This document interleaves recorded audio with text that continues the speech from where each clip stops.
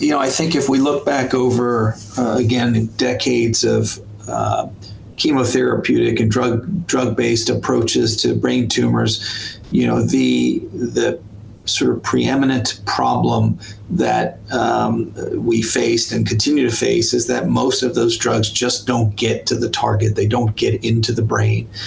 Now, high-grade gliomas do have a disrupted blood-brain barrier. And so, yes, some circulating drug gets into the bulk of contrast-enhancing tumor. That is tumor where the blood-brain barrier is disrupted. But that's probably not the real problem. The real problem with these tumors is that infiltrating edge and the tumor that infiltrates into the surrounding normal brain.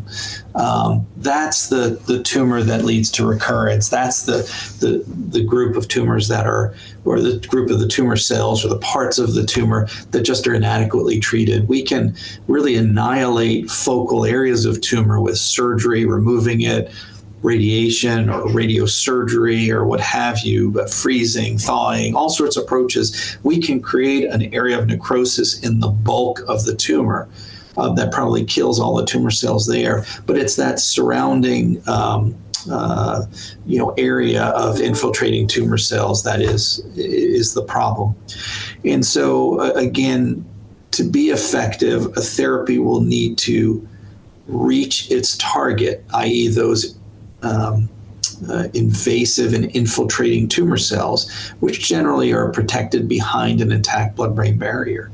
So either it will have to pass freely, or you need some active transport across the blood-brain barrier, or there are a variety of approaches now trying to bypass the blood-brain barrier. And we've been doing this for a long time, but again, more sophisticated approaches. There is convection-enhanced delivery that's been used for many years, but now we have new catheters and new agents to put those into the tumor and just sort of pump in the drugs or agents we're trying to get to fight the tumor. And there's nice data that depending on the chemical and physical characteristics of what you're putting in there, there's a diffusion of that agent through the area around the tumor and even further into the brain if the right combination of characteristics are present.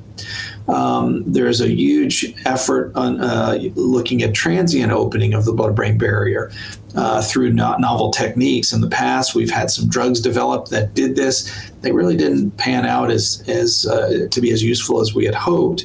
But now ultrasound-mediated or focused ultrasound-mediated transient opening of the blood-brain barrier and delivery as a result of that, or activation of targets that are in the local tumor environment is an area that's receiving intensive investigation by many centers and investigators really trying to use ultrasound to transiently open the blood-brain barrier, get an agent of choice in, and then allow the blood-brain barrier to kind of heal back up, so to speak, or form back up.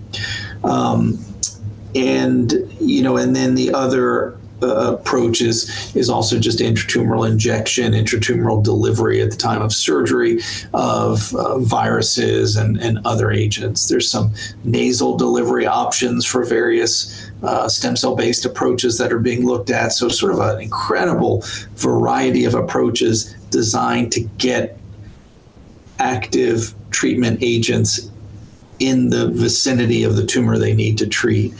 And it's clear that is the absolute, let me see, I just lost you here. Let's see, are we there? There we go.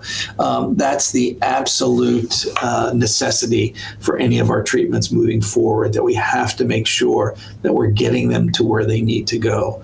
But again, technology is advancing quickly and lots of new approaches being used.